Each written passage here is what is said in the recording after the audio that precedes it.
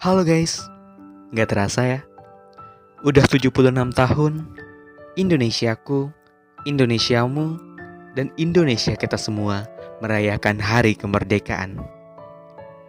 76 tahun ini dan esok nanti adalah buah dari sebuah perjuangan, pengorbanan, dan pengabdian para pahlawan terdahulu dan pahlawan masa kini yang telah mendedikasikan dirinya untuk Indonesia kita.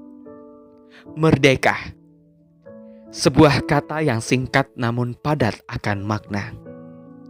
Merdeka bukan hanya sekedar kebebasan.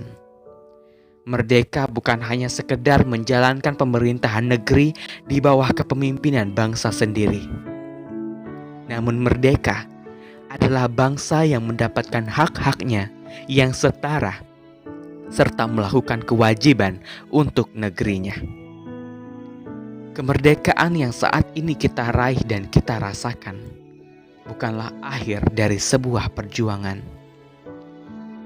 Jika dahulu para pemuda berjuang untuk bangsa dengan strategi perang ataupun pemikiran yang idealis untuk merdeka, sekarang kita hanya perlu menjaga keutuhan negara kesatuan Republik Indonesia kita ini dengan mendedikasikan diri serta berpikir kreatif untuk menciptakan hal yang baru yang akan membuat Indonesia lebih dikenal di mata dunia. Beberapa waktu lalu, ada sebuah kado terindah untuk Indonesia. Ya, medali emas dari kemenangan Greysia Poli dan Apriani Rahayu pada Olimpiade Tokyo 2020 cabang badminton ganda putri. Sebuah prestasi yang sangat membanggakan untuk Indonesia yang mengekspresikan bahwa persatuan dan kesatuan Indonesia tetap terjaga kokoh selama 76 tahun, bahkan lebih daripada itu. Dan prestasi ini merupakan suatu inspirasi bagi saya dan semua generasi muda di Indonesia. 1 tahun lebih terakhir ini dan sampai saat ini, dunia dan Indonesia sedang tidak baik-baik saja. Kita sedang dilanda sebuah pandemi yang tak kunjung berhenti, yang mengharuskan kita tetap berada di rumah saja. Perayaan kemerdekaan yang biasanya semarak dengan hiruk-pikuk, kini hanya bisa dilakukan secara virtual untuk mengenang dan meneruskan perjuangan para pahlawan kita.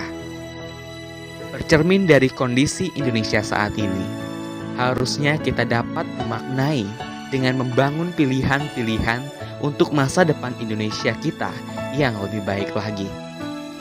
Memperbaiki Indonesia tidak lagi memadai dengan upaya internal melalui perbaikan parsial atau sekedar penyesuaian. We can change Indonesia from within by fitting in or conforming. We need to change Indonesia by creating a new one. Kita perlu mengubah Indonesia dengan membuatnya menjadi sesuatu yang baru. Sesuatu yang perlu dilakukan bersama-sama dengan mengesampingkan perbedaan yang selama ini membatasi pilihan kita untuk menjadikan Indonesia betul-betul merdeka, menjadikan Indonesia lebih berdaulat dalam membuat pilihan masa depannya sendiri. Cita-cita Indonesia dari tahun ke tahun kerap berubah. Di masa penjajahan, cita-cita tanah air adalah untuk merdeka. Sementara cita-cita Indonesia sekarang adalah untuk bisa menjadi poros ekonomi dunia yang kuat serta terbebas dari pandemi yang mengikat saat ini. Intinya, cita-cita seharusnya bisa terukur dan realistis. Apabila sebuah cita-cita sudah digapai, maka akan langsung dicoret dan diganti dengan yang baru. Indonesia telah melihat banyak jasa para pahlawan yang berjuang demi kemerdekaan. Bersikukuh membangun negeri, menjunjung tinggi keadilan, dan memulihkan tanah air dari ancaman seperti pandemi saat ini.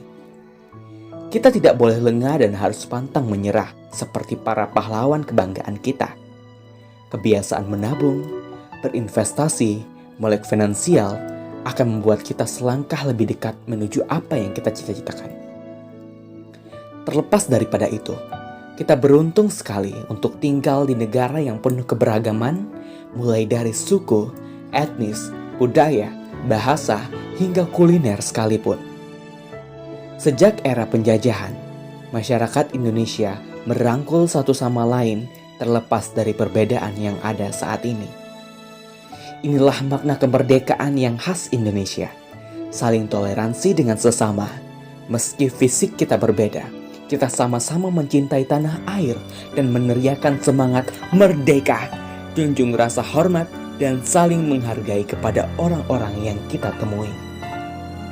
Terlepas dari kelas sosioekonomi, warna kulit, bahasa, pendidikan, dan tempat tinggal, kita semua adalah warga negara Indonesia dengan hak serta kewajiban yang sama.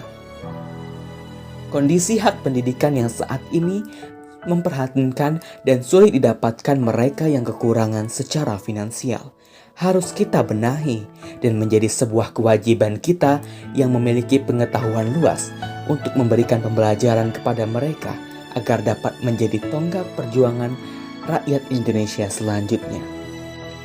Hari ini adalah titik di mana perjuangan kita akan lebih berat ke depannya. Kenyataan yang perlu kita resapi lebih dalam. Kata siapa perjuangan kita saat ini telah berakhir dalam proses mencapai kemerdekaan? Walaupun kemerdekaan dari penjajahan sudah kita raih, kemerdekaan yang sebenarnya telah menanti kita ke depannya. Kemerdekaan untuk mewujudkan cita-cita bangsa yang luhur dan berlandaskan Pancasila tentu bukan tugas yang mudah di era globalisasi saat ini. Namun percayalah, hal tersebut dapat dilalui dengan mudah.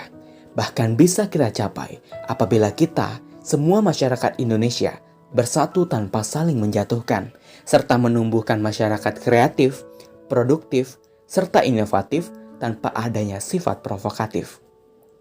Di momen kemerdekaan ini, alangkah lebih baik kita tidak hanya sekedar merayakan, tapi cobalah meresapi makna sebenarnya dari sebuah kemerdekaan itu sendiri.